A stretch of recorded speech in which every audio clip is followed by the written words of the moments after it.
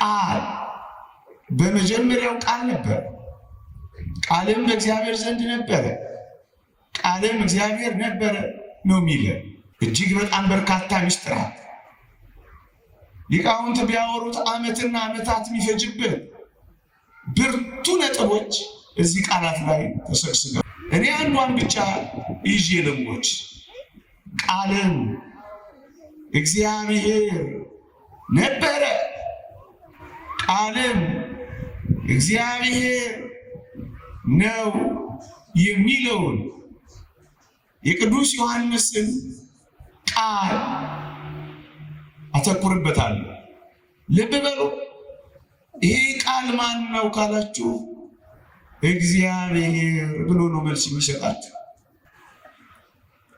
ይሄ ቃል ማን ነው ካላችሁ እዚያው ላይ ሁሉ በእርሱ ሆነ፣ በዚህ ይቅርታው በዚህ ፍርዱ ሁለቱንም ያለ ተቃርኖ ክርስቶስ ሰው ሆኖ ፈጸሙ። ለዚያ ነው ያ እግዚአብሔር ሰው መሆን ያስፈልገው። ይህ ጥበብ ታላቅ ነው። ማን ሊዘብትበት ማን ሊያማው የሚችል ነው? ቅዱስ ዮሐንስ አፈወርቅ እንደተናገረው እኛስ ኦርቶዶክሳውያን አንመረምረውም፣ እንደነቃለን። ህሊናችን ለመመራመር ይደክማል። ህሊና መርምሮ ያልቻለውን ቃል ገልጦ ሊናገር ስለማይችል እጆቻችንን በአፋችን እንደ ጫን ዘመንና ዘመናት በዚህ ምስጢር እንመሰጣለን። ቃል ሥጋ ሆነ። ሥጋ ሁሉ ጸሎትን ወደምትሰማ ወደ አንተ ይመጣል። ሰው ሥጋ ብሎ ሰውን ነፍስም ሲል ያገኛችሁ እንደሆነ ሰውን ለምሳሌ ሐዋርያት ሥራ ምዕራፍ 7 ቁጥር 14 ላይ ያዕቆብም 75 ነፍስ ሆኖ ወደ ግብፅ ወረደ ይላል። በሞቴ ስሙ 75 ነፍስ ሆኖ ወደ ግብፅ ወረደ ይላል።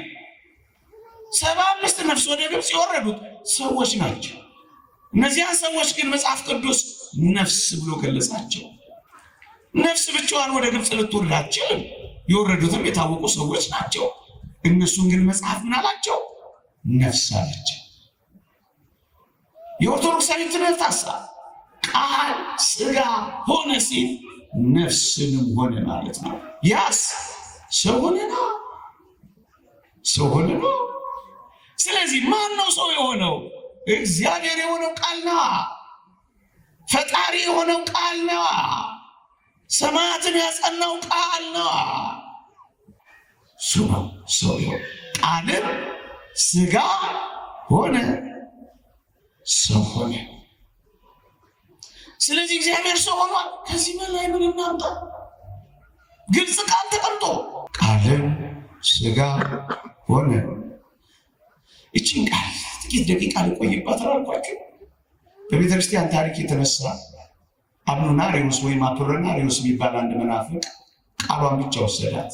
በዚህ ዘመን እንዳሉ አንዳንድ ሰዎች ቃልም ሥጋ ሆነ ስለሚል ሰው የሆነው ክርስቶስ ነፍስ የለውም፣ ምክንያቱም ሥጋ ብቻ እኮ ነው የሚለው የሚል መከራከሪያ መጣ።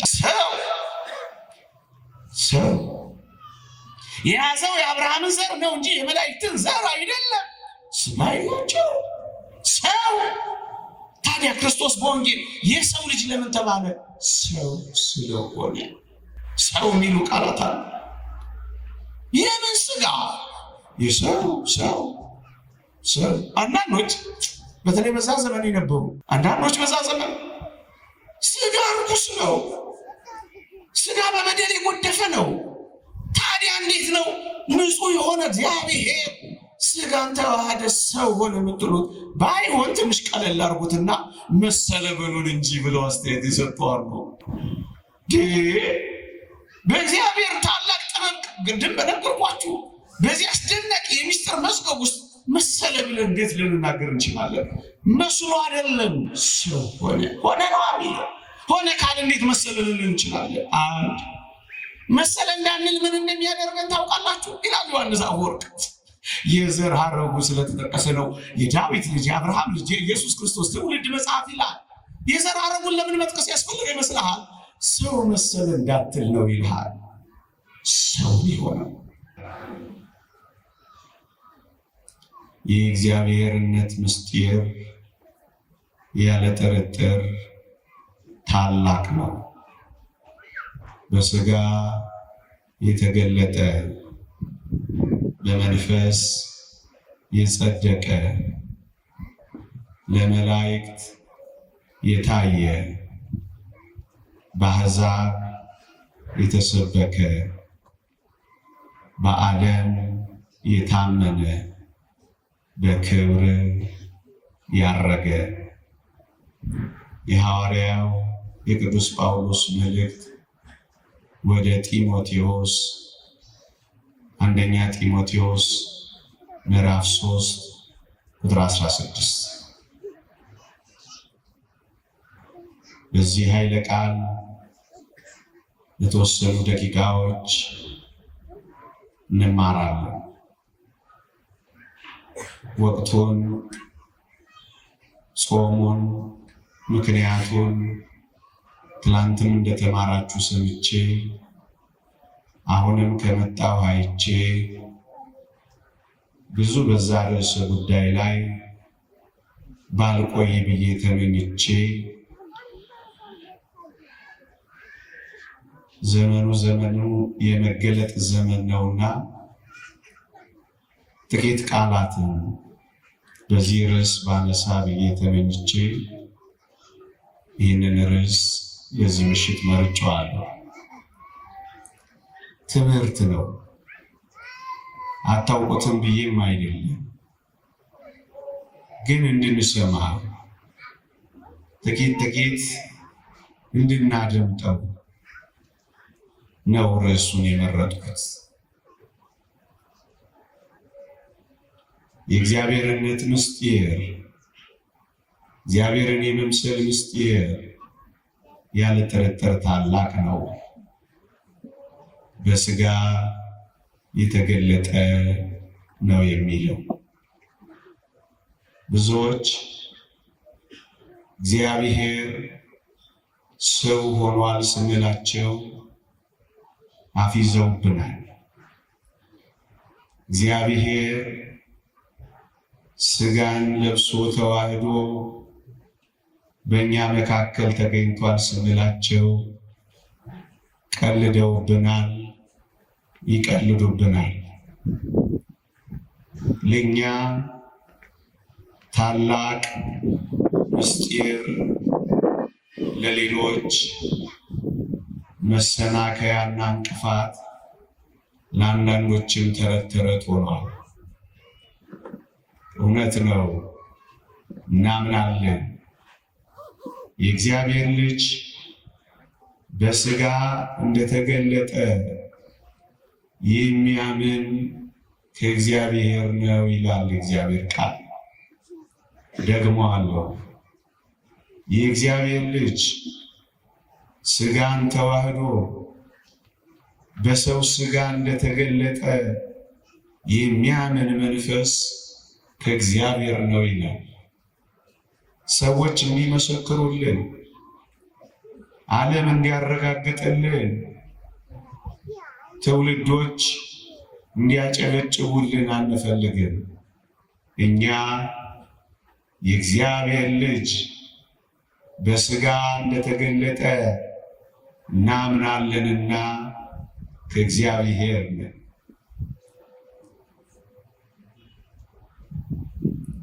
ነገሩን ጥቂት ለማብራራት ያክል አልችለው፣ ሊቃውንቱ ቢገልጹት ያምርባቸዋል። ግን እኔ እንደው ይሄንን ብንሰማ ብዬ ተመኝቼ ክርስቲያኖች እግዚአብሔር በቀጥታ ነው እኛን የፈጠረን፣ በተዘዋዋሪ ያልፈጠረንም። በተዘዋዋሪ ማለት በመላእክት ወይም በቅዱሳን ወይም በሌላ እሱ በሚያውቀው ምክንያት አልፈጠረንም። እኛን የፈጠረን በቀጥታ እግዚአብሔር ነው። በቀጥታ የፈጠረን አምላክ የወደቀውን ዓለም እንደገና ሊያድነው የሚገባ በቀጥታ ነው እንጂ በሌላ በምን ሊያድነው ይገባል? ለዚህ ነው ኦርቶዶክሳዊነት በቀጥታ የፈጠረን እግዚአብሔር ነው በቀጥታ መጥቶ ያዳነን ብላ የምትመሰክረው። የተወደዳችሁ ክርስቲያኖች ዳግመኛም ታስታውሳላችሁ፣ ሞትን ትሞታላችሁ ብሎ የፈረደው እግዚአብሔር ነው። ይህንን ሞት ይህንን ፍርድ ሊያነሳው ሊሽረው በሕይወት ሊቀይረው የሚችለው እግዚአብሔር ብቻ ነው። ሞትን ትሞታላችሁ ያለን እግዚአብሔር ሕይወት ካልሰጠን በቀር ማን ሊሰጠን ይችላል? ለዚህ ነው መጽሐፍ ቅዱሳችን እውነተኛ የሆነውን እናውቅ ዘንድ እውነተኛ በሆነው በእርሱ አለን፣ የእግዚአብሔር ልጅ እንደመጣ እናውቃለን፣ እርሱም ልጁ ኢየሱስ ክርስቶስ ነው፣ እርሱም እውነተኛ አምላክና የዘላለም ሕይወት ነው ይላል። ሞት ላገኘው ሰው ሕይወት ሊሰጠው የሚችለው በባህሪው ሕይወት የሆነ እግዚአብሔር ብቻ ነው። ስለዚህ ሞትን በሕይወት ሊቀይር የሚችለው ከእግዚአብሔር በቀር ማን ነው? ለዚህ ነው እኛ ኦርቶዶክሳውያን ሕይወት ሰጪ የሆነው እግዚአብሔር ሕይወት እንደሆነን የምንመሰክረው።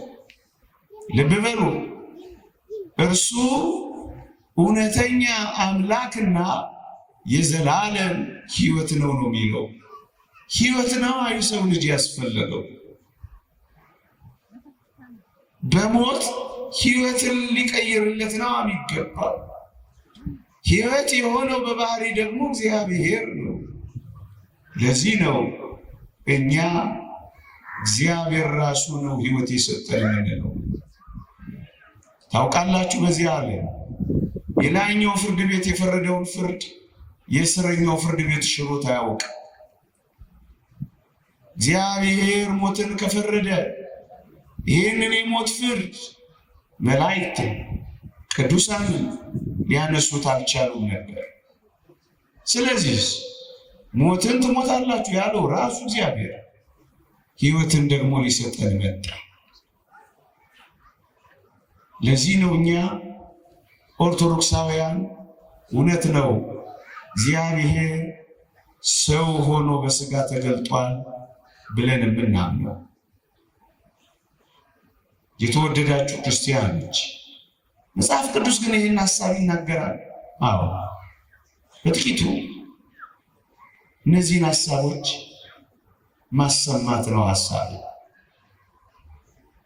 ቀስ ብዬ የምናገረው ትንሽ የተረዳን ከሆነ ብዬ ነው። የዮሐንስ ወንጌል ምዕራፍ 1 ቁጥር 1 እንዲህ ብሎ ይጀምራል። በመጀመሪያው ቃል ነበር፣ ቃልም በእግዚአብሔር ዘንድ ነበር፣ ቃልም እግዚአብሔር ነበር፣ ሁሉ በእርሱ ሆነ፣ ከሆነው አንዳች እንኳን ያለ እርሱ አልሆነ ይላል። ልብ በሉ፣ ቃል በመጀመሪያው ቃል ነበር፣ ቃልም በእግዚአብሔር ዘንድ ነበረ፣ ቃልም እግዚአብሔር ነበረ ነው የሚለው። እጅግ በጣም በርካታ ምስጢራት ሊቃውንት ቢያወሩት ዓመትና ዓመታት የሚፈጅበት ብርቱ ነጥቦች እዚህ ቃላት ላይ ተሰግስገዋል።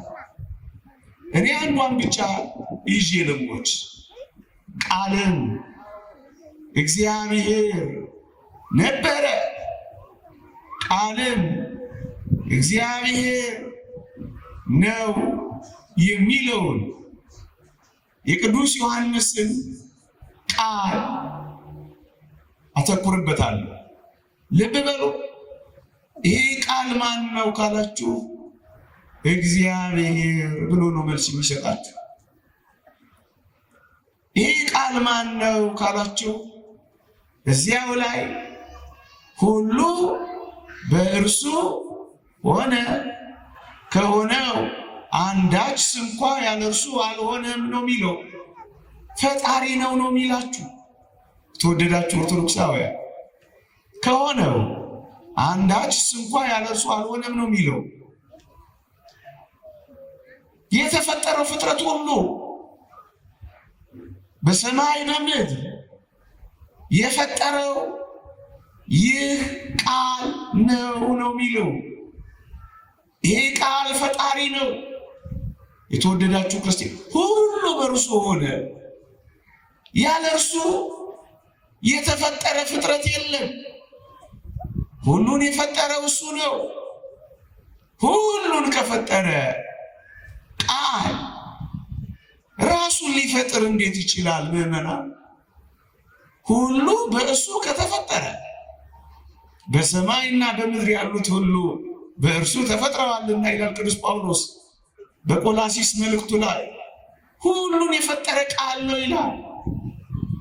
ምዕመናን፣ እዚህ ጋር እንድናስተውል የምፈልገው ሁሉን ፈጣሪ ከሆነ እንዴት እሱ ራሱ ፍጡር ሊሆን ይችላል? ሁሉን ሊፈጥር የሚችል ፍጡር አለን? አንድ። ሁለተኛስ ሁሉ በእሱ ከተፈጠረ ይህን ቃል በኋላ እመጣበታለሁ ኢየሱስ ክርስቶስ ራሱን ፈጠረ ሊባል ነውን? ግን እንዳትረሱ ቃል እግዚአብሔር ነው፣ ቃል ፈጣሪ ነው የሚለው መጽሐፍ ቅዱስ። ሁለት ማስረጃዎችን ልስጣችሁ።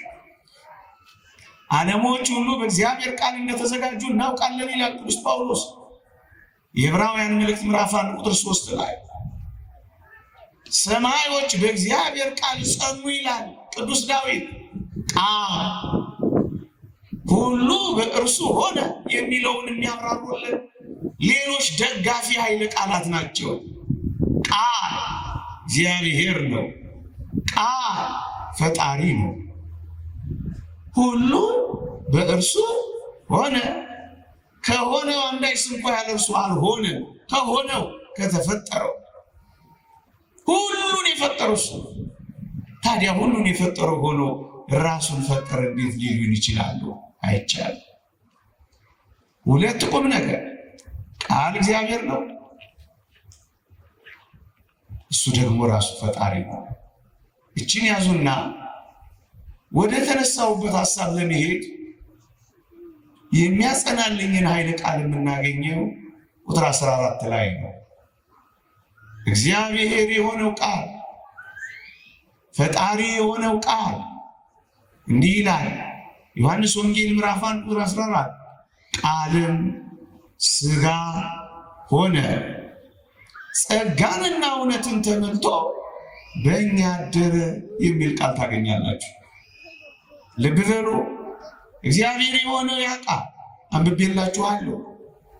ፈጣሪ የሆነው ያ ቃል ተርኬላችኋለሁ።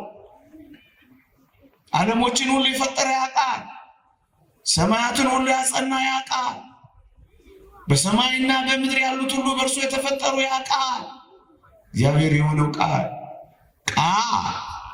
ሥጋ ሆነ ይላል። ለዚህ ነው እግዚአብሔር ሰው ሆኗል ብለን የምናስተምረው ብለን የምናምነው። እግዚአብሔር ልጅ በሥጋ ተገልጧል ብለን የእግዚአብሔር ልጆች የሆነው ለዚህ ነው። ምዕመናን፣ አንተ ሰው አቤት ቃል ሥጋ ሆነ ነው እንጂ የሚለው ቃል ሰው ሆነ የሚል ከየት አምጥተህ ነው ሰው ሆነ ብለህ የምትነግረን የሚል ጠያቂ ብዙ ነው። ኦርቶዶክሳዊ ቤተክርስቲያን ክብር ለአባቶቻችን ለሊቃውንት። ሳይተረጉሙ የሚያልፉት ቃል የለም። ልብ በሉ። ቃል ሥጋ ሆነ። ሁለተኛው ነጥባችን የቃልን ማንነት ተነጋግረናል። እግዚአብሔር ነው ብለናል። ፈጣሪ ነው ብለናል። ይሄ ፈጣሪ ይሄ እግዚአብሔር ሰው ሆነ። ቃልም ሥጋ ሆነ። ሥጋ ነው እንጂ የሚለው ሰው ሆነ እኮ አይልብም። የተወደዳችሁ ኦርቶዶክሳውያን ጥቂት ደቂቃ እዚህች ኃይለ ቃል ጋር ደግሞ ልውሰድ። እዩ መጽሐፍ ቅዱስ ሥጋ ብሎ ሰውን፣ ነፍስ ብሎ ሰውን ነው የሚጠራው። እደግመዋለሁ። ሥጋ ብሎ ሰውን፣ ነፍስ ብሎ ሰውን ይጠራል። እንዴት? መዝሙር 64 ቁጥር 1 ምስክር አድርጌ ላምጣላችሁ። ሥጋ ሁሉ ጸሎትን ወደምትሰማ ወደ አንተ ይመጣል ይላል። ደግመዋለሁ። ሥጋ ሁሉ ጸሎትን ወደምትሰማ ወደ አንተ ይቀርባል ይላል። ወዳጆቼ ሥጋ ሁሉ ጸሎትን ወደምትሰማ ወደ አንተ ይቀርባል ሲል በድን የሆነ ሥጋ፣ ነፍስ የተለየው ሕይወት የሌለው ሥጋ ለጸሎት ወደ እግዚአብሔር ይመጣል። መቼም አንባባል ሊሆን አይችልም። ጸሎት ሊጸልይ የሚችለው ለጸሎትም ወደ እግዚአብሔር የሚገሰግሰው መቼም ሰው ነው። ሥጋ ሁሉ ጸሎትን ወደምትሰማ ወደ አንተ ይቀርባል ማለት ሥጋ ብሎ የጠቀሰው ሰው ነው። ሰው ለጸሎት ወደ አንተ ይመጣል ነው የሚለው። ሰው ብሎ ሲገልጸው ግን ሥጋን ያለው። ለዚህ ነው ቃልም ሥጋ ሆነ የሚለው ቃል ሰው ሆነ ብዬ ነገርኳችሁ። ማን? እግዚአብሔር። ቃልም እግዚአብሔር ነበር ይላላ። እንዴት ፈጣሪ ሰው ሆነ ትላላችሁ? አታፍሩም ይሉናል። አናፍርም። በወንጌል አናፍርም። በእውነት አናፍርም። በእግዚአብሔር ታላቅ ጥበብ አናፍርም። የተወደዳችሁ ክርስቲያኖች እዩ። አንዳንዶች ትንሽ ነገር እዚህ ውስጥ ያስገባበት እስኪ። አንዳንዶች እግዚአብሔር ይቅር ሊላቸው እየቻለ አዳምንና ሔዋንን ለምንድን ነው ሰው እስከመሆንና ሥጋ ከመልበስ የምታደክሙት ብለው ይጠይቁናል። እግዚአብሔር ይቅር ብሏቸው ቢያልፋቸው አይሻልም ነበር? ለምን እስከ ሞት? ለምን ሥጋን እስከ መልበስ አተጋው? ለምን ይህን ሁሉ መከራ ታወሩልናላችሁ? ይቅር ሊል እየቻለ ለምን ይህንን ሁሉ መከራ ተቀበለ? ለምን ይህንን ሁሉ ሰው እስከ መሆን ደረሰ? የአንዳንዶች ጥያቄ ነው። ይህ ክርስቶስ የተባለ የእግዚአብሔር መለኮታዊ ጥበብ ነው ብለን መልስላቸዋለን። እንዴት? እውነት ነው። በይቅርታ ሊያልፋቸው ይችላል። በይቅርታ ቢያልፋቸው ግን ሞትን ትሞታላችሁ ያለው ያ ቅጣት እግዚአብሔር የተናገረው ሳይታመን ሊቀር ነዋ። ይቅርታ አንድ ነገር ሆኖ የእግዚአብሔር ፍርድ፣ የእግዚአብሔር ፍትህ፣ የእግዚአብሔር ርት በምድራችን ላይ ሳትጸና ልትቀር ነዋ። እግዚአብሔር ሳይታመን ሊቀር ነዋ። ስለዚህ እግዚአብሔር እውነት ነው ፍርዱን ፈርዷል። ግን ደግሞ በባህሪው እግዚአብሔር ቸርና ሩሩ ስለሆነ እውነታቸውን ነው ይቅር ሊል ይገባል። ስለዚህ በፍርዱና በይቅርታው መካከል አንድ እግዚአብሔር ጥበብ ያስፈልጋል። አዩ እግዚአብሔር ይቅር ሳይላቸው እንደፈረደባቸው ቢተው ኖሮ እግዚአብሔር አምላካችን ለአንዳንዶች መዘባበቻ ሆኖ ይቀር ነበር። ምን ተብሎ እንግዲያውስ እግዚአብሔር የሚባለው ሰውን ለከንቱ የፈጠረው ነውን? ሰውን አያችሁት ለጥፋት ፈጥሮት ሲያበቃ እንዴት እንደተወ ተብሎ እግዚአብሔር ይታማ ነበር። ሐሜቱን እንቶ ለእግዚአብሔር ፍቅር የሆነው ባህሪ ግን የሚስማማ አይደለም፣ ሰውን ዝም ብሎ መተው። ስለዚህ በፍርዱና በይቅርታው መካከል በቅጣቱና በምህረቱ መካከል የእግዚአብሔር መለኮታዊ ጥበብ ክርስቶስ ሆነ። ለዚህ ነው ታላቅ ምስጢር ነው የተባለው። ምን መሆኑ? ሰው ሆነና ሞቱን ተቀበለለት። ሰው ካልሆነ ስለማይሞት የባህሪ አምላክ ነውና እግዚአብሔር ነውና ራሱ ታረቀው፣ ራሱ ይቅር አለው፣ ራሱ አስታረቀው፣ ራሱ መታረቂያ ሆነው። በዚህ ይቅርታው በዚህ ፍርዱ ሁለቱንም ያለ ተቃርኖ ክርስቶስ ሰው ሆኖ ፈጸሙ። ለዚያ ነው ያ እግዚአብሔር ሰው መሆን ያስፈልገው። ይህ ጥበብ ታላቅ ነው። ማን ሊዘብትበት ማን ሊያማው የሚችል ነው? ቅዱስ ዮሐንስ አፈወርቅ እንደተናገረው እኛስ ኦርቶዶክሳውያን አንመረምረውም፣ እንደነቃለን። ህሊናችን ለመመራመር ይደክማል። ህሊና መርምሮ ያልቻለውን ቃል ገልጦ ሊናገር ስለማይችል እጆቻችንን በአፋችን እንደ ጫን ዘመንና ዘመናት በዚህ ምስጢር እንመሰጣለን። ቃል ሥጋ ሆነ። ሥጋ ሁሉ ጸሎትን ወደምትሰማ ወደ አንተ ይመጣል። ሰው ሥጋ ብሎ ሰውን ነፍስም ሲል ያገኛችሁ እንደሆነ ሰውን ለምሳሌ ሐዋርያት ሥራ ምዕራፍ 7 ቁጥር 14 ላይ ያዕቆብም 75 ነፍስ ሆኖ ወደ ግብፅ ወረደ ይላል። በሞቴ ስሙ 75 ነፍስ ሆኖ ወደ ግብፅ ወረደ ይላል። 75 ነፍስ ወደ ግብፅ የወረዱት ሰዎች ናቸው። እነዚያን ሰዎች ግን መጽሐፍ ቅዱስ ነፍስ ብሎ ገለጻቸው። ነፍስ ብቻዋን ወደ ግብፅ ልትወርድ አትችልም። የወረዱትም የታወቁ ሰዎች ናቸው። እነሱን ግን መጽሐፍ ምን አላቸው? ነፍስ አላቸው። የኦርቶዶክሳዊ ትምህርት ሐሳብ ቃል ሥጋ ሆነ ሲል ነፍስንም ሆነ ማለት ነው። ያስ ሰው ሆነ ነው፣ ሰው ሆነ ነው። ስለዚህ ማን ነው ሰው የሆነው? እግዚአብሔር የሆነው ቃል ነው። ፈጣሪ የሆነው ቃል ነው። ሰማያትን ያጸናው ቃል ነው። እሱ ነው ሰው የሆነው። ቃልም ሥጋ ሆነ፣ ሰው ሆነ። ስለዚህ እግዚአብሔር ሰው ሆኗል። ከዚህ በላይ ምን እናምጣ? ግልጽ ቃል ተቀምጦ ቃልም ሥጋ ሆነ። እቺን ቃል ጥቂት ደቂቃ ልቆይባት አልኳችሁ። በቤተ ክርስቲያን ታሪክ የተነሳ አብኑናሪዮስ ወይም አፖሎናሪዮስ የሚባል አንድ መናፍቅ ቃሏን ብቻ ወሰዳት። በዚህ ዘመን እንዳሉ አንዳንድ ሰዎች ቃልም ሥጋ ሆነ ስለሚል ሰው የሆነው ክርስቶስ ነፍስ የለውም፣ ምክንያቱም ሥጋ ብቻ እኮ ነው የሚለው የሚል መከራከሪያ መጣ።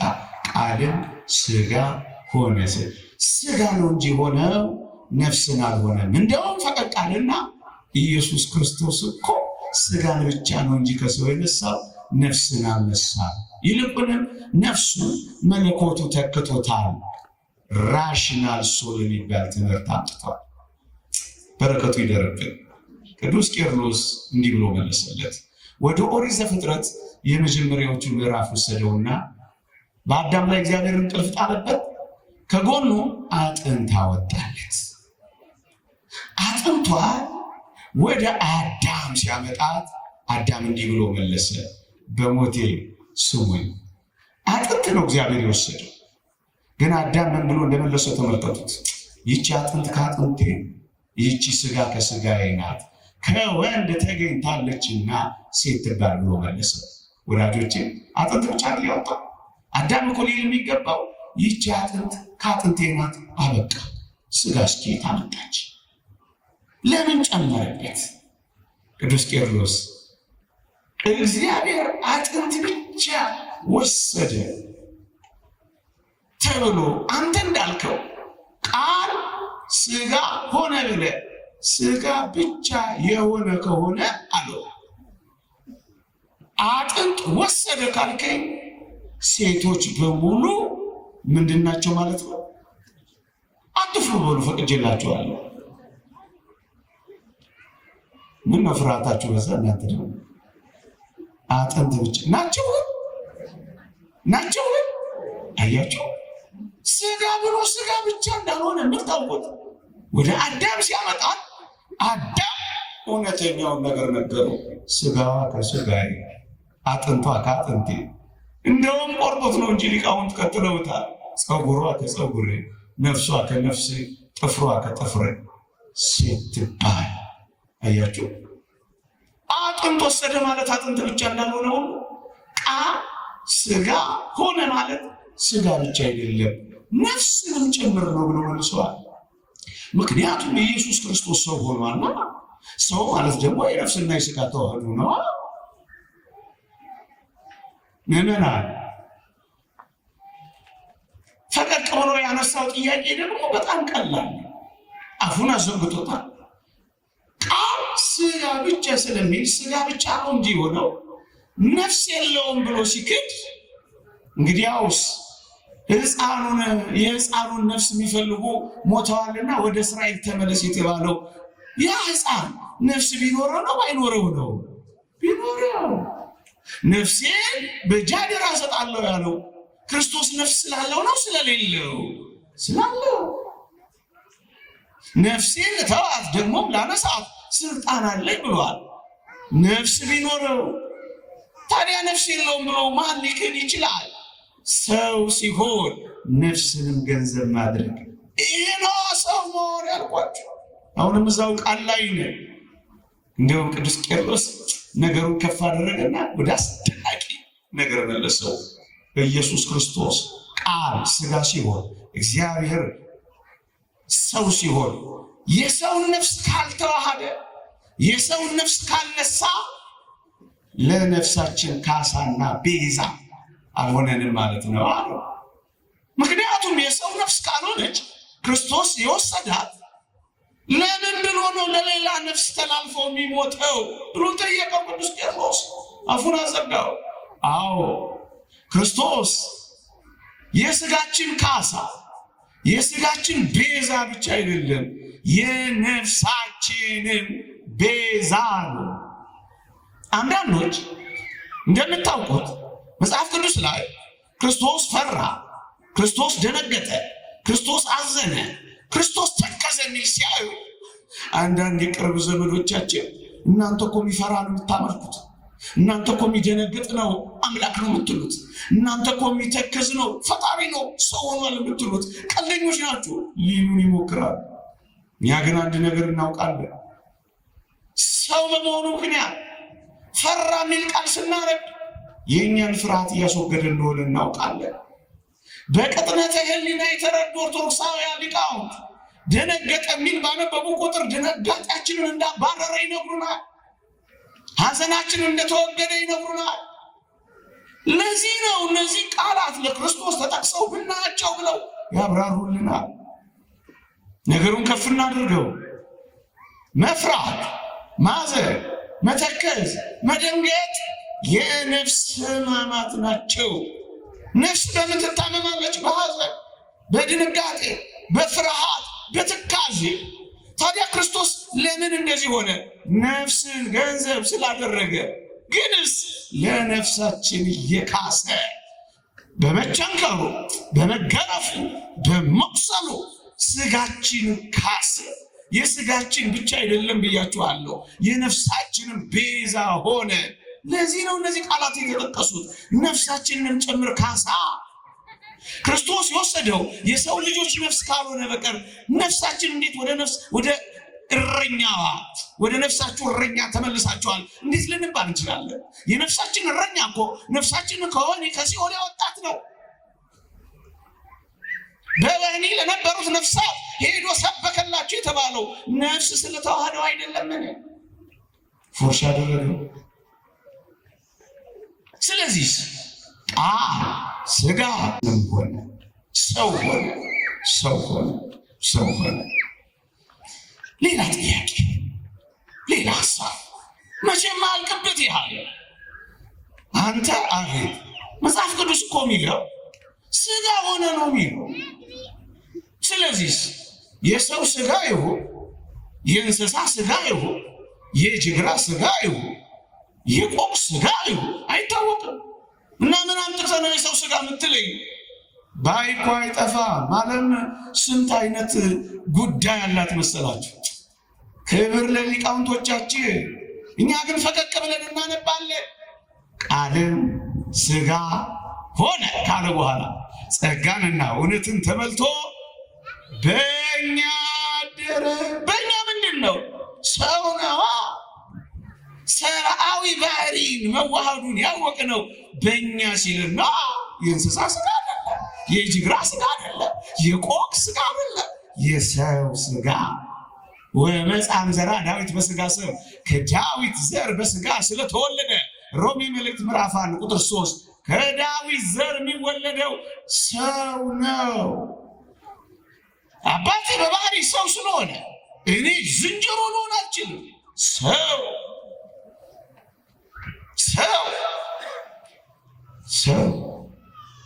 የያዘው የአብርሃምን ዘር ነው እንጂ የመላእክትን ዘር አይደለም። ስጋ የላቸው ሰው። ታዲያ ክርስቶስ በወንጌል የሰው ልጅ ለምን ተባለ? ሰው ስለሆነ። ሰው የሚሉ ቃላት አሉ። የምን ስጋ? የሰው ሰው። አንዳንዶች በተለይ በዛ ዘመን የነበሩ እየሰማችሁ ነው። ጮኩባችሁ፣ ፈጠንኩባችሁ። ትንሽ ተከታተሉ፣ ያላበዛባችሁ። እንደው ቀመሱት ብዬ ነው እንጂ ባትሰሙ ምንም ችግር የለብኝም። እየሰማችሁ ነው። እንደው አልተናገሩም እንዳንባል አልሰማንም እንዳትሉ ነው እንጂ በተለይ ተለቅ ያላችሁት እንደው አለፍ ገደም እያላችሁ ከሰማችሁ ባትሰሙ ምንም ችግር የለብኝም። አንዳንዶች በዛ ዘመን ስጋ ርኩስ ነው፣ ስጋ በበደል የጎደፈ ነው። ታዲያ እንዴት ነው ንጹሕ የሆነ እግዚአብሔር ስጋን ተዋህደ ሰው ሆነ የምትሉት? ባይሆን ትንሽ ቀለል አድርጉትና መሰለ በሉን እንጂ ብለው አስተያየት ይሰጠዋሉ። በእግዚአብሔር ታላቅ ጥበብ ግድም በነገርኳችሁ በዚህ አስደናቂ የሚስጥር መዝገብ ውስጥ መሰለ ብለን እንዴት ልንናገር እንችላለን? መስሎ አይደለም፣ ሰው ሆነ ነው የሚለው። ሆነ ካለ እንዴት መሰለ ልንን እንችላለን? አንድ መሰለ እንዳንል ምን እንደሚያደርገን ታውቃላችሁ? ይላል ዮሐንስ አፈወርቅ። የዘር ሐረጉ ስለተጠቀሰ ነው የዳዊት ልጅ የአብርሃም ልጅ የኢየሱስ ክርስቶስ ትውልድ መጽሐፍ ይላል። የዘር ሐረጉን ለምን መጥቀስ ያስፈልገ ይመስልሃል? ሰው መሰለ እንዳትል ነው ይልሃል። ሰው ሊሆነው እንዴ ደግሞ ፈቀቅ እናድርገው። ምን ችግር አለ? መንፈስ ቅዱስ ገልጦላቸው ለኦርቶዶክሳውያን ሊቃውንት ክብር ይግባላ። ሆነ እኮ ነው የሚለው ቃል ስጋ ሆነ እኮ ነው የሚለው። ሆነ ካለ ደግሞ ተቀየረ ነው፣ ተለወጠ ነው። እንዲሁም መጽሐፍ ቅዱስ ምሳሌ ላምጣልህ። ውሃውን ደም ሆነ ሲል እዛ ኦሪት ዘጸአት ላይ እኮ ውሃ ወደ ደምነት ተለወጠ፣ ውሃ ወደ ደምነት ተቀየረ ማለት ካልሆነ በቀር ልክ እንደዚሁ ቃል ስጋ ሆነ ሲል እኮ ወደ ስጋነት ተቀይሯል ማለት ነው።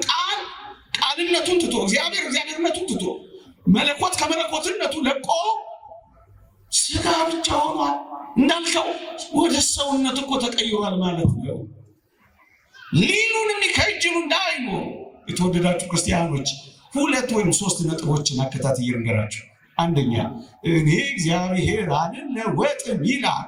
እግዚአብሔር በባህሪው አይለወጥም፣ መለወጥ የለበትም። አንድ ሁለተኛ ቃል ሰው ሆነ ያልኳችሁ ቃል እግዚአብሔር ወደ ሰውነት መለኮትነቱን ለቆ ወደ ሰውነት ፍጹም ተቀይሮ ቢሆን ኖሮ እንዲህ ብሎ አይናገርም ነበር። ምን እኔና አብ አንድ ነን ሊላቸው። እኔና አብ አንድ ነን ሊል እኮ የሚችለው ፍጹም ስላልተለወጠና ስላልተቀየረ ነው። የተወደዳችሁ ክርስቲያኖች እስከ መጨረሻ መለኮት ቃል ሰውነትን ስጋነትን አላጠፋው ወይም ቃልነቱን ትቶ ወደ ስጋነት አልተቀየረም። ሆነ የሚለው ቃል ይህንን አያመለክትም። ስጋም ከመለኮት ጋር ስለተዋሃደ ስጋነቱ አልጠፋም። ለምን? እስከ መጨረሻው ሲራብ አየነዋ። የሚበላላችሁን ብሎ ሲበላ አየነዋ። መስቀል ላይ ጠማኝ ሲል አየነዋ። አያቸው። ስጋም ስጋነቱ አልጠፋም፣ መለኮትም መለኮትነቱ አራቀው። ይሄ ምን ይባላል? በመገናዘብ ይላሉ። ትንሽ ጉዳዩ ጠለቅ ሊል ስለሚችል ነካ አድርጌ አልፈዋለሁ። መለኮት መለኮትነቱ እንዳለ እንደተጠበቀ በተአቅሙ ይላሉ። በመጠባበቅ ስጋም ስጋ እንደሆነ በመጠባበቅ በመገናዘብ ነው ቃል ሰው የሆነው። ይሄንን መገናዘብ ኮሚኒኬሽን ኦፍ አትሪቢዩትስ ይሉታል ፈረንጆቹ። ኦርቶዶክሳውያን ሊቃውንት ደግሞ መገናዘብ። ስለዚህ ሆነ ሲል ተቀየረ ማለት አይደለም። ሆነ ሲል እንደው ኢትዮጵያውያን ሊቃውንት አስደናቂ ቃል ይናገራሉ። ትንሽ ፈቀቅ ብለው ያነቡና ምን ይላል? ቃልም ሥጋ ሆነ ጸጋንና እውነትን ተመልቶ በእኛ አደረ ይሌለ ሆነ ብለን ተቀየረ እንዳንል አደረ የሚል ቃል ተቀምጧል በሞቴስ። እንዴት ይደንቃሉ እነዚህ ሊቃውንት! ሆነ ብለን ተቀየረ እንዳንል ጠጋ ይልና አደረ ይላል። አደረበት እንዳንል ደግሞ ሆነ ይላል። እናስ ሆነና አደረ እንደ አለቃና እንደ ጠበቃ መዋሃዱን ነው የሚያሳዩን ብለው ይመልሳሉ። የተወደዳችሁ ክርስቲያኖች ብዙ እንዳላቆያችሁ ጥቂት ነገሮችን ቀስ ብዬ የሚጨምርላችሁ ወደ ሌላ ሀሳብ ደግሞ እንለፍ። አንዳንዶች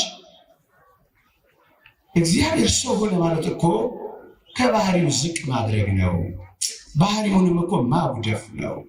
ወርዶ ሰው እስከመሆን ድረስ ከደረሰ ያንን ባህሪውን አጎደፈ ልትሉን አይደለም ወይ?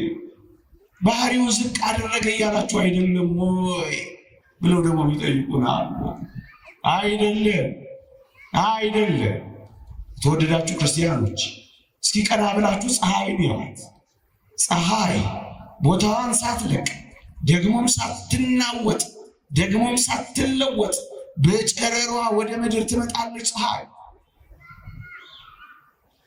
ደህናና የተበላሸ ቦታ ታርፋለች። ፀሐይ ንጹህና የቆሸሸ ቦታ ላይ ታርፋለች። ፀሐይ ታዲያ ቆሻሻ ቦታ ስላረፈች ፀሐይ ቆሸሸች ብሎ እስከዛሬ ተነግሮ የሚያውቃል የለም በፍጹም።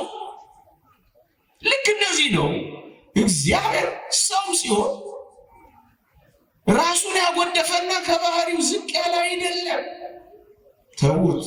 የቤታችሁ ያለው መብራት ቆሻሻ ላይ ሲያርፍ መብራቱ ቆሻሻ እንደማይሆን እግዚአብሔር ከዚህ የነጻ ነው ወገኖቼ። የተወደዳችሁ ክርስቲያኖች በጥንቱ ዘመን እግዚአብሔር በተለያየ መንገድና ጎዳና ለአባቶቻችን ተገልጧል። በሲና በረሃ ለሙሴ ነበልባል ከሐመልማል ሐመልማል ከነበልባል፣ ቅድም ያልኳችሁ ነበልባሉ ሐመልማሉ ሳያቃጥለው ሐመልማሉ ነበልባሉ ሳያጠፋው ግን ተዋህደው አንዱ ሳይቀይረው፣ ቅድም ያልኳችሁ ስጋ ከመለኮት መለኮት ከስጋ ሳይጠፋፋ ሳይለዋወጥ እንዳየነው ልክ እንደዚህ በሲና ተራራ በጸጳጦስ ተገልጦ እግዚአብሔር ለአባቶቻችን ተናግሮ ከነበረ ያን ጊዜ እግዚአብሔር ከባህሪው ዝቅ እንዳላለ በሐመልማል አይደለም በከበረው ስጋ ሲገለጥ እግዚአብሔር እንዴት ባህሪው ዝቅ ሊል ይችላል? አንድ ሁለተኛ እግዚአብሔር ሰው ሲሆን የጎደፈን ሰውነት አይደለም የተዋሃደው። በሕርያቆስ በቅዳሴው እንደተናገረው ንጽሕናሽን ባወቀ ጊዜ እግዚአብሔር ስሙ ገብርኤል የተባለ መልአኩን ላከ። ንጽሕናን ባወቀ ጊዜ ንጹሕ ስጋን የተዋሃደው ንጹሕ ምንም እንከን የሌለበት። የተወደዳችሁ ክርስቲያኖች ቅዱስ ጳውሎስ ሮሜ መልእክት ምዕራፍ 11 ላይ ስሩ ቅዱስ ከሆነ ቅርንጫፎቹ ቅዱሳን ናቸው፣ በኩራቱ ቅዱስ ከሆነ ውሃው ደግሞ ቅዱስ ነው ይላል። ቅዱስ የሆነ ስር ነው ክርስቶስ የወሰደው። በዚህ ምንም ድርድርና ጥያቄ የለው። ድንግል ማርያም ሔዋን መጀመሪያ የነበራትን ንጽሕና ገንዘብ ያደረገች ናት። እንዲያውም አንድ ሊቅ ምን ይላል? ሔዋን ሳትበድል በፊት እመቤታችን ሳትጸንሰው በፊት እኩል ነበሩ ይላል። ሔዋን በመበደሏ ረከሰች፣ ወደቀች። ቅድስት ድንግል ማርያም ይኩነኒ በማለቷ ከፍ አለች እንጂ እኩል ነበሩ። ሔዋን የነበራትን ንጽሕና ገንዘብ ያደረገች ይህች የተወደደች ቅድስት ድንግል ማርያም አደረገች። የመጀመሪያ የንጽሕና መልካችን የሚገኝባት መስታወታችን ከተወደደች ከቅድስት ድንግል ማርያም በቀር ማን አለ? ለዚህ እኮ ነው ዝም ብለን ፈዘን ምናያት። መልካችን እሷ ጋር አለ፣ ንጽሕናችን እሷ ጋር አለ። ሔዋን የነበራት ንጽሕና ካልነበራትማ ምኑ እንዳልነው ይላል አንድ ሊቅ። ንጹሕ ሰውነትም የተዋሃደው ንጹሕ። አቤት አባቶቻችን ድንቅ ትምህርት! እዚህ ጋርማ በልበለው ብሎ የነበር ጊዜ የለኝም እንጂ አንዳንዶች ሌላ ጥያቄ ይጠይቃል። ምን እያላችሁ ነው እናንተ? እግዚአብሔር ሰው ሆነ እኮ ስትሉ ምን እያላችሁ እንደሆነ ታውቃላችሁ ብለው ሊሞግቱን ይሞክራሉ። እግዚአብሔር በሰው ስጋ ሲገለጥ ስፋቱን እያጠበባችሁት ምልአቱን እየወሰናችሁት እኮ ነው ብለው ሊጠይቁን ይሞክራሉ። ልብ በሉ፣ እግዚአብሔር በሰው ስጋ ሲገለጥ ምልአቱን ወስናችሁታ። እየሰማችሁ ነው ግን እውነታቸውን ጌታ አላችሁ የሚሉት አላችሁ ግን ተውት፣ ግድ የለም እንዲሁ ዝም ብላችሁ እዚህ ቁጭ በሉ እንጂ ዛሬ እኔ ፈቅጃለሁ እነሱ ባይፈቅዱ። እየሰማችሁ ነው? ከበዳችሁ እንዴ? ዝም ብላችሁ ስሙት። ግን የእነሱን እየሰማችሁ ግን እንዳትተኙ። እየሰማችሁ ነው? እኔ በማገለግልበት ቤተክርስቲያን አንድ ቀን አንድ መምህር ተጋብዞ 40 ደቂቃ ሙሉ እነሱ እንዲህ ይላሉ እያለ 40 ደቂቃ ምሽክ አረገ። ጎበዝ መምህር ነበሩ፣ ቁጭ ብለዋል። ሊጨርስ ሲል ሲሰሙት የእነሱን እያወራ ነሽ። ሊጨርስ ሊጠቀልል 5 ደቂቃ ነው የቀረው። በዚህ ውስጥ የኛን እንዴት ሊናገር ነው አሉና በረው መጡና ማይክ ነጠቁትና እንደው ምዕመናን እባካችሁ ልለምናችሁ በሚቀጥለው ሳምንት ጉባኤ እንዳትቀሩብን። ዛሬ እነሱን አስተምሯል። የሚቀጥለው ደግሞ ከቀሩ ተበላ ነገሩ። እናችን እየሰማችሁ እንዳትተኙብኝ፣ ተቀሳቀሱ። ሰምታችሁኛል? ችግር እኮ ነው። አንደኛ ምልአቱ ስፋቱ ሰው መሆኑ አያስቀረውም፣ አይገድበውም። ለምን ካላችሁ ቅድም እኔ እግዚአብሔር አልለወጥም የሚል ቃል አላነበብኩም? የማይለወጠው የእግዚአብሔር ባህሪ አንዱ አለመወሰኑ ነው። አይለወጥም። ሁለተኛ ነፍስን ተመልከቷት። ነፍስ በስጋ ተወስና አትቀር። በስጋ ውስጥ ናት፣ በስጋ ግን ተወስና አትቀርም። ምሳሌ ይሰጣሉ ሊቃውንት።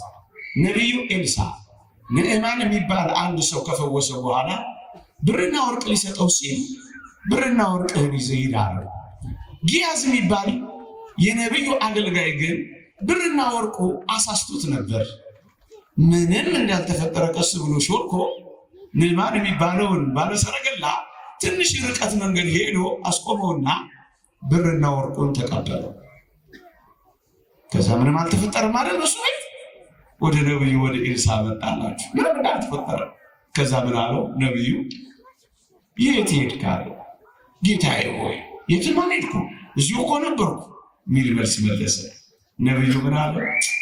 ባለሰረገላው ስታስቆመው ብርና ወርቅ ስትቀበለው ልቤ ከአንተ ጋር ይሄድ አይደለም ምን አለው? ሰምታችሁኛል? ነቢዩ አንድ ቤት ተቀምጧል። ነፍሱ ግን ጊያዝ የምትሰራው የሄደበት ሁሉ ሄዳ ታውቅ ነበር። በስጋ ውስጥ ናት፣ ስጋ ግን አላሰባትም። ወዳጆቼ በሞቴ እስኪ ስሙ። እነዚህ ቅዱሳን፣ እነዚህ ሰማዕታት፣ እነዚህ ንጹሐን የተወደዳችሁ ክርስቲያኖች ምድር ላይ ቆሙ። የሰማዩን ዙፋን ያዩ ነበር አያዩም ነበር? ያያሉ። ነቢዩ ኢሳይያስን ተመልከቱት። እግዚአብሔርን ከፍ ባለ ዙፋን ላይ አየሁት አለ። ወዮ ዓይኖቼ ሰራዊት ጌታ እግዚአብሔርን አይተዋልና ሞትኩ አለ። ምድር ላይ ሆኖ ሰማይ ሰማያትን ያያሉ። ነቢዩ ሕዝቅኤልም እንደዚሁ ወዳጆች፣ ምድር ላይ ቆሞ ሰማይ ሰማያት ተከፍቶ ያንን ምስጢር ካዩ፣ ድል ካደረጉ፣ ከከበሩ፣ ከእግዚአብሔር ጋር መኖር ከቻሉ በኋላ ወደ ምድር ማየት አይችሉም፣ አያውቁም። እንዴ በሚያንሰው ህይወት ውስጥ እየኖሩ የሚበልጠውን ዓለም ካዩ፣ በሚበልጠው ዓለም ውስጥ እየኖሩ የሚያንሰውን ዓለም አይጎበኙም። እኮ የክርስትና ትምህርት አይደለም አንዳንዶች የሚያስተምሩት። አያውቁም፣ አይሰሙም፣ አይለሙም። ውሸት ነው። በክርስቶስ ልብ የሚያስብ ሰው ምንም እውቀት የለውም። በቃ ውሸት። እነሱ የሚሉት ውሸት። እኔ ግን የፈለኩት ጉዳይ ነፍስ በስጋ ተወስና እንደማትቀር እንዴ። ፀሐይ 3 ኩነት አላት፣ ክበብ አላት፣ ብርሃን አላት፣ ሙቀት አላት። 3 መሆን ቋንቋው እንዳይከብዳችሁ መሆን ከዊን ይሉታል አባቶቻችን። ብርሃን መሆን፣ ክበብ መሆን፣ ሙቀት መሆን አላት። ብርሃኑ ግን በክበቡ ተወስኖ አይቀርም ወገኖች። ልክ እንደዚሁ መለኮት ከስጋ ጋር ሲዋሃድ በስጋ የሚወሰን አይደለም። በጣም ብዙ የእግዚአብሔርን ቃላት ማስረጃ መስጠት ይቻላል። የበለጠ ግን አንድ ጥሩ ምሳሌ ማቅረብ ይቻላል። እዚህ እኔና እናንተ የማናየው እዚህ ከባቢ አየር ላይ እዚህ አየር ላይ ዌቭ ሞገድ አለ። ከባቢው አየር ላይ ማናየው ማንሰማው ሞገድ አለ። ይሄ ሞገድ በሳይንሳዊ መንገድ ቴሌቪዥን ውስጥ ይገባና ምስል ይሰጣል፣ ሬዲዮ ውስጥ ይገባና ድምፅ ይሆናል። ወገኖቼ ግን አንድ ጥያቄ ልጠይቃችሁ። ይሄ ከባቢ አየር ማናየው ማንሰማው እዛ ገብቶ ምስልም ሲሆን ቴሌቪዥን ውስጥ ድምፅም ሲሆን ሬዲዮን ውስጥ ሊቃውንት የሰጡን ምሳሌ ነው። በከባቢው አየር ላይ የለም ማለት ነው አይደለም? አለ። እዚያ በሰው ቅርጽ ስላየ ነው፣ ምስል ሰጥቶ ስላየ ነው በከባቢው አየር ላይ ጠፋ ማለት ነው አይደለም? በቴሌቪዥኑ ተወሰነ ማለት ነው አይደለም? ልክ እንደዚሁ እግዚአብሔር ሰው ሲሆን መልአቱ ሰው መሆኑ አያስቀረው፣ ስፋቱንም አጠበው፣ ከክብሩም ዝቅ አደረገው። የተወደዳችሁ ክርስቲያኖች እግዚአብሔር በዙፋኑ ለመላእክት የተገለጠ አልነበረምን? በዙፋኑ ሲገለጥ እግዚአብሔር ከባህሪው ዝቅ ካላለና ዙፋኑ እግዚአብሔርን ካልወሰነው ሰው ሲሆን ነው እንደ እግዚአብሔር ይወስነዋል የሚሉት አይደለም። ሌላ ጥያቄ ይሄ በጥያቄ ዛሬ የሆነ እኮ ትምህርት ቤት አስመሰልከው እንዳትሉ። እግዚአብሔር ሰው ሆነ ስትልን አብና መንፈስ ቅዱስም ሰው ሆኑ እያልከን ነው አይደለም? በተለየ አካል ቃል በከዊን ስም ቃል ሰው ሆነ። ስግው ቃል የሚል አዲስ ስም ይወጣለታል። ስግው ቃል ሰንበት ትምህርት ቤት ነው መጽሐፍት አንብቦ ይምር እንማር። አዲስ ስም ይወጣለታል። በተለየ አካሉ ነው አብና መንፈስ ቅዱስ ሰው አልሆኑ። አዲስ ስም ግን ይወጣለታል። ቃል ሰው ሲሆን ስጋ ሲዋሃድ ስግው ቃል የሚል መጽሐፍት ላይ ታገኛላችሁ። ብዙ አልሄድበትም። ምሳሌ ግን ልስጣችሁ። ምሳሌ ነገር ይበልጥ ከቀረበ ከሰል አለ አይደል? ከሰል አለ። እሳት ውስጥ ገብቶ እሳቱን ትንሽ ሲወርስ ምን ይባላል? እሱ እህቶች ንገሩ። ምን ወንዶች ንገሩ። ተዋቸው። እሱ ትተውታል። ምን ፍም አዲስ ስም ነው የሚወጣለት። ከምን ጋር ስለተዋሃደ? ስግው ቃል አዲስ ስም ይወጣ ሰው ቃል። ይኸውላችሁ ፀሐይ ለምሳሌ 3 ኩነት አላት አላልኳችሁ? ምን መሆን?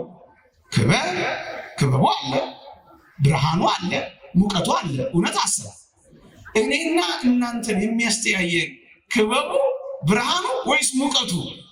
ብርሃኑ።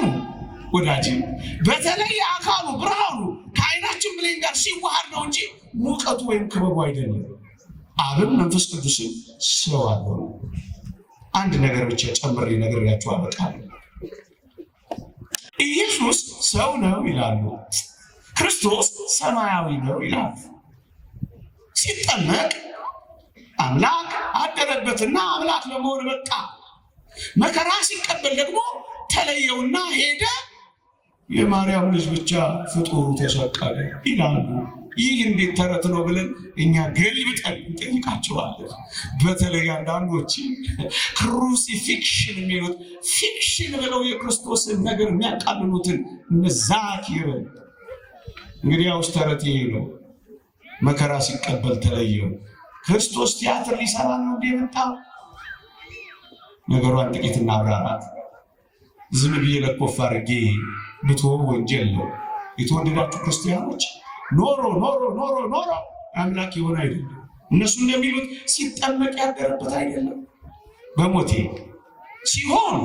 ሲሆን ገና በትንቢት ብናየው፣ አዎ ሕፃን ተወልዶልናል፣ ወንድ ልጅም ተሰጥቶናል፣ አለቅነትን በጫንቃው ላይ ይሆናል፣ ስሙም ድንቅ መካር፣ ኃያል አምላክ፣ የዘላለም አባት ይባላል የተባለው ሕፃኑ ማን ነው? ኃያል አምላክ ነው። ኖሮ ከርሞ 30 ዓመት ሲሞላው አምላክ ለመሆን የበቃ አይደለም። ሕፃኑ ኃያል አምላክ ስለ ሕፃኑ ብቻ ለምን ነግራችኋለሁ? ጽንስ ውስጥ ያለውንስ እሱንስ መጎብኘት አያስፈልግም? ማን ነበር ድንግል ማርያም የጸነሰችው? ማን ነበር ድንግል ማርያም የወለደችው? እነሱ እንደሚሉት ኢየሱስ ፍጡር ብቻ ነው። እነሱ እንደሚሉት ሎቱ ስብሐት ከሚግባው እንዲህ ይላል። መንፈስ ቅዱስ ያደረባት አዛውንቷ ቅድስት ኤልሳቤጥ የተወደደች ቅድስት ድንግል ማርያም ለአጽድቆተ ነገር ወደ እሷ ቤት በሄደች ጊዜ የጮኸችው ጩኸት ላሰማችሁ፣ የጌታዬ እናት ወደ እኔ ትመጣ ዘንድ እንዴት ይሆንልኛል? የጌታዬ እናት። ዝም ብለው ሊቃውንት የሚያልፉት ይመስልሃል? በፍጹም ያነበቡትን ሁሉ ሳይተረጉሙ አልፉ። ጌታ የባህሪ ጌታ ጌታዬን የእግር መረገጫ እስካደርግልህ ድረስ በቀኝ ተቀመጥ ያለው ምንድን ነው? ጌታ አብ፣ ጌታ ወልድ፣ ጌታ የባህሪ አምላክ ነው። ኢየሱስ ክርስቶስን የባህሪ አምላክ የማይል የተወገዘ ይሁን ጌታ ብሎ ይገልጸዋል። እዚህ አማርኛው ጌታ አውቀውትስ ቢሆን የክብርን ጌታ ባልሰቀሉትም ነበር። የክብር ጌታ የክብር ንጉሥ ይግባ። መኑ ውእቱ ዝንቱ? የክብር ንጉሥ ማን ነው? እግዚአብሔር። የቱ? ክርስቶስ ጌታ። የጌታ እናት በማይጸን ያለው የባህሪ ጌታ ነው ወዳጅ። ከርሞ 30 ዓመት ሲሞላው አምላክ ለመሆን የበቃ አይደለም። ለዚህ እኮ ነው የተወደደች ቅድስት ድንግል ማርያምም ሁሉም ሊቃውንት ተሰብስበው እመ አምላክ ወላዲተ አምላክ ያሏት። በእውነት ይህ ሃይማኖታችን ነው ኦርቶዶክሳዊ። ከዚህ ፈቀቅ አንል። የልዑል ልጅም ይባላል ብሎ አይደል ያበሰረው?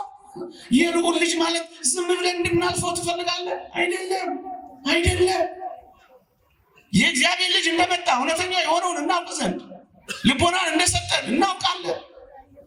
እርሱም ልጁ ኢየሱስ ክርስቶስ ነው። የልዑል ልጅ ማን ነው? ኢየሱስ ክርስቶስ ነው። እሱ ማን ነው? የእግዚአብሔር ልጅ ነው። የእግዚአብሔር ልጅ ማን ነው? እግዚአብሔር ነው።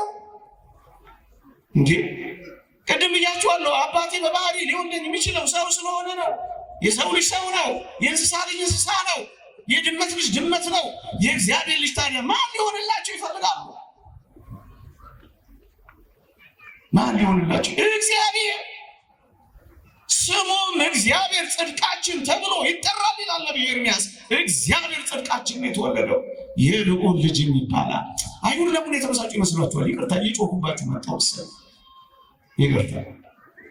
አይሁድ ለምን እንደተበሳጩና እንደገደሉ ታውቃላችሁ? ምን አሉ? ራሱን ከእግዚአብሔር ጋር አስተካክሎ አባቴ ነው ስላለ ነው የምንገለው አሉላ። ክርስቶስ ልጅ አብ አባቱ መሆኑ እኩል መሆኑ ገብቷቸዋል። እግዚአብሔር ነኝ እያለ እንደሆነ ተረድቷቸዋል። አንዳንዶች ናቸው ያልተረዳቸው። ልጅ አባት እግዚአብሔር። የተወደዳችሁ ክርስቲያኖች ሰብአ ሰገል ለማን የሰገዱት እስኪ ንገሩኝ። ለፍጡር ሰገዱ ልትሉ ነው? ኢየሱስ ብቻ ፍጡር ብቻ ተወለደ የሚሉ ከሆነ እንግዲህ ያው ሰብአ ሰገል የሰገዱት አምልኮ ጣዖት ነው በሉና። ለባህሪ አምላክ የሰገዱ ስግደት የሰጡ ስጦታ ካልሆነ በቀር እና ለማን ነው ይህን ሁሉ ያስደነቀው? የተወደዳችሁ ክርስቲያኖች፣ አንዳንዶች ሲጠመቅ አይደል አደረበት የሚሉት ሲጠመቅ ቆይቶ አምላክ ሆነ እንዳይሉ በጣም ግሩማን የሆኑ የመጽሐፍ ቅዱስ ቃላትን በሞት ላሰማችሁ ሳልተነትነው ሳላብራራው ቅዱስ ዮሐንስ መጥምቅ በጣም የሚገርም ምን ብለው ያስቡ ነበር? ሰሞኑን እንደተማራችሁ ተስፋ አደርጋለሁ። ዮሐንስ መጥምቅ በረሃ ነው የኖረው። ክርስቶስ ቤት ውስጥ ነው የኖረው። ዮሐንስ መጥምቅ የግመል ጠጉር ልብስ ለብሶ ነው የኖረው። ክርስቶስ ልብስ ለብሶ ነው የኖረው። ቅዱስ ኤፍሬም በግመል ጠጉሩ ይመሰጣል። በጋችን ኢየሱስ ክርስቶስ ስላልተሸለተ እኮ ነው አሁን የግመል ጠጉር ያደረገው ይላሉ። አዎ ገና ነው። በምድረ በዳ ነው የኖረው። የግመል ጠጉር ነው የሚበላው። የበረሃ ማርና አንበጣ ነው። ክርስቶስ ደግሞ እዛ የበላ እየጠጣ ነው የተገለጠው። ስለዚህ ዮሐንስ ነው እንጂ የሚበልጠው ኢየሱስ ምንድን ነው ብለዋል። ለዚህ ምስክር የሚፈሩትን መጥምቀ መለኮት ቅዱስ ዮሐንስ ያመጣል እና ምን አለው? የጫማውን ጠፍር ልፈታ የማይገባኝ አይለው። ምን ማለት ነው? እንኳን ጫማውን ጠፍሩን መንካት አልችልም አለ። ወዳጅ ታዲያ አምላክነቱን የባህሪ ጌትነቱን ከመጠመቁ በፊት ካልገለጠ በቀር ሌላ ምንድን ነው? ከእኔ የሚበረታ አለልሃ ደግሞ ልጨምርልህ ከእኔ በፊት የነበረ አላ እንዴ ይበልጠዋል እኮ በ6 ወር ከእኔ በፊት የነበረ ቀዳማዊ ነው እንጂ የመጣ አለልሃ እንዳይሰናከሉ ዘመዱ ነው። ለዘመዱ አድልቶ እንዳይባል እያንዳንዷን ብጥር አድርጎ መንሹ በእጁ ነው አለልሃ። በዚህ ትደነቃለህ። እንደናንተ ሊጠመቅ ሲመጣ ወዳጆቼ በሞቴችን ስሙኝ፣ ሊጠመቅ ሲመጣ እንደናንተ እንዳታረጉት ለንስሐ ስርየት የመጣ አይደለም አለና ጮክ ብሎ ነባበግቡ እግዚአብሔር ዚያትኩ ያሲስል ኃጢአት አለ። ያለምን ኃጢአት የሚያስተሰር የእግዚአብሔር በግ ነው ብሎ ጠቆማቸው፣ አመለከታቸዋል። ታዲያ እንዴት ነው ሲጠመቅ ያደረበት ሊሉት የሚችሉ? ኋላ ቆይቶ እንዴ በደሙ መፍሰስ ስርየት የሚሰጥ ባለስልጣኑ እንደሆነ አታዩ? ምን ይሄ ብቻ ይደንቃችኋል?